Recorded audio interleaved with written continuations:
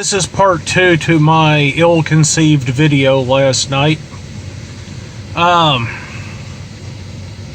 that I've had more time to think about it, I guess the context of these two videos is to be a warning to those who are finally have seen that things aren't so great.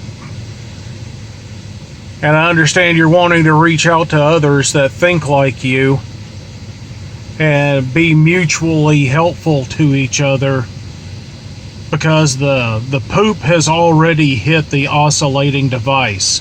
You're watching it happen right now. Just look out your window depending on where you're at.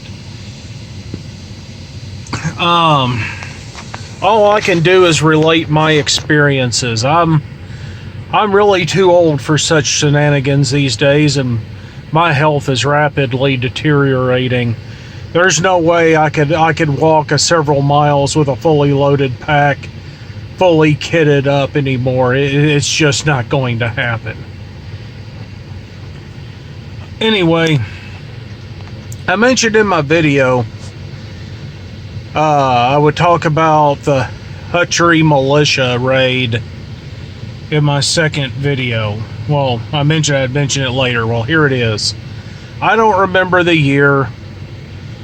I think it was 09, maybe 2010, maybe. I'm not sure. Heck, I don't know. Well, there was this militia group. I think they were up in Michigan somewhere, and they were hanging out they were training, and from what I've seen of them, it looked like they actually took themselves kind of seriously. And some guy in their group, of course, they had been penetrated by the FBI, or maybe the ATF. It was one of the alphabets. They got penetrated, and they had wasted all kinds of money to spy on these people and to eavesdrop on them, and they couldn't get them to do anything criminal. And this was really irritating the government, because after all, they've spent all this money and they've got to arrest somebody, right? So their budget for this investigation was running out. And at one meeting, I think someone, I'm paraphrasing, said something in the context like what you typically hear people say. Well, when they come to my house, or like if they were to come do this, that FBI agent took that, bent and twisted it 50 different ways, and got conspiracy out of it. Oh, God. All right, I gotta pause this. Alright, I'm back.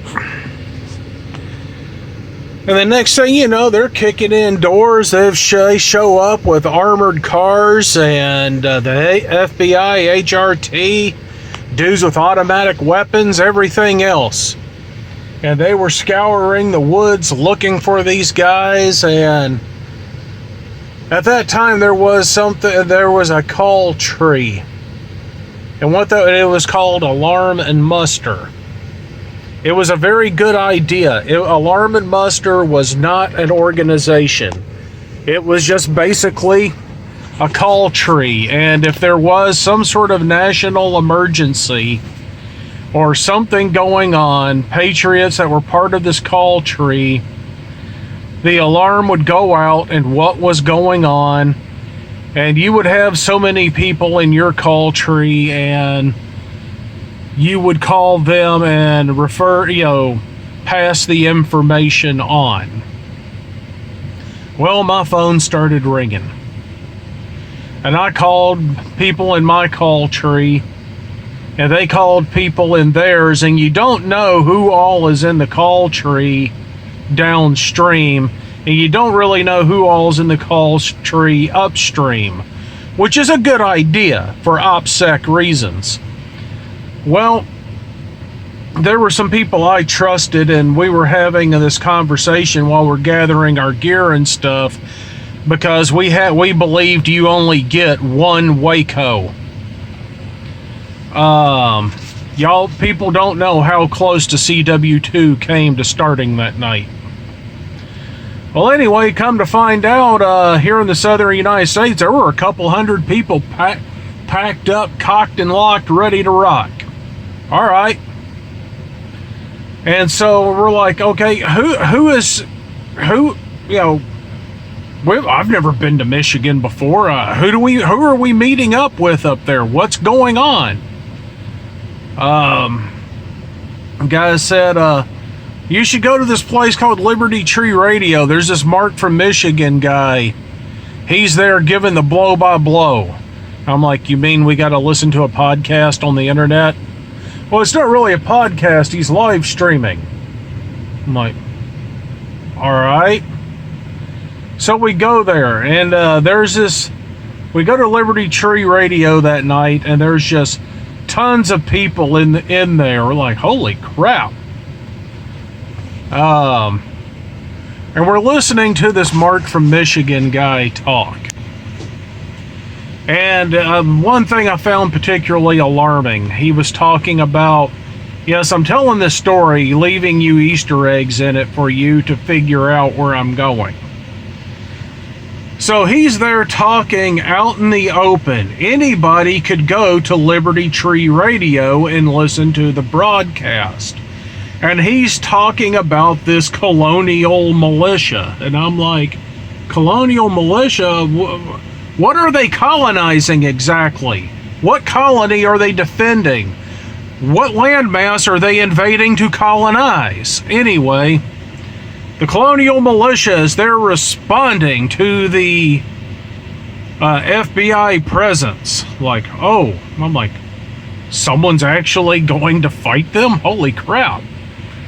I'm like, well, looks like it's about to get real, guys, until this Mark from Michigan character opened his mouth again. It's like, yeah, I'm over here on a Marine Band radio. I'm like, could this guy not be any more specific? Yeah, and we've got wireless cameras tethered to helium balloons, and we're keeping the FBI under surveillance. And I'm like, guys, stand down. This is absolute Bravo Sierra. And they're like, what do you mean? I'm like, number one, if we can listen to this guy on Liberty Tree Radio, anyone else can. Two, he just announced how the military unit that or the paramilitary unit that he's allegedly in command of is communicating. Big faux pas if you're into OPSEC. Like, oh, really? So that means anybody with a Walmart brand Marine Band radio can hear exactly what the colonial militia was doing, if they were even if they really exist. Oh, so it's like, so the FBI can't look up and see these balloons? Really? I'm like, I'm like, wait a minute, I haven't seen any tracked vehicles. You would think they would be closing, the militia would be closing the roads down, cutting off the enemy's escape, doing something useful. But nope, none of that ever happened. Anyway, nothing happened. No one went anywhere. All was good. What I'm trying to tell you people is the Patriot movement will be alive full of these charlatans.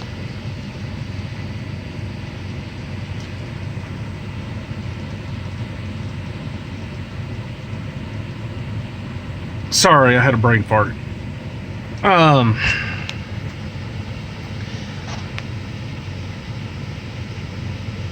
Just use some common sense, people. If you're going to form some sort of group for mutual assistance, that's what I would call it. Mutual assistance. You need to know the people that you're in your group. You can't trust a stranger, because there will be plenty of honey traps out there. Some awesome, well-meaning, some awesome guy that will be actually a snitch, or even an actual agent. And their mission is to set you up. I heard recently, I'm not going to name names, of some militia guy. He's actually been on a few documentaries, and he's named after a chemical weapon. And come to find out, it's gotten back to me that, yeah, he's done this several times. He's actually in some sort of trouble, maybe. And he will form militia groups or contact other patriot groups and find out who's in their groups or whatever, and turn this crap over to interested parties. And I think he got caught eventually. But like I said, I'm not going to name names, but he's named after a chemical munition. And most of your chemical weapons have agent at the end of the name of them, like nerve agent, blister agent, and so on. Another good place, this is what I did, if you really want to learn some useful skills, find out if your state actually has a official militia. That's what I joined. When you hear me talk about being an MP and all, I joined the Mississippi State Guard. I was in it for a few years, and it is the State Defense Force. I consider it being legitimate military. When the War for Independence began, there was no United States Army. It was state defense forces that started the fight, state militias. They won't call themselves a militia just due to the stigma attached to it. And yes, if you're starting a mutual assistance group, don't call it a militia. The M word attracts the crazies.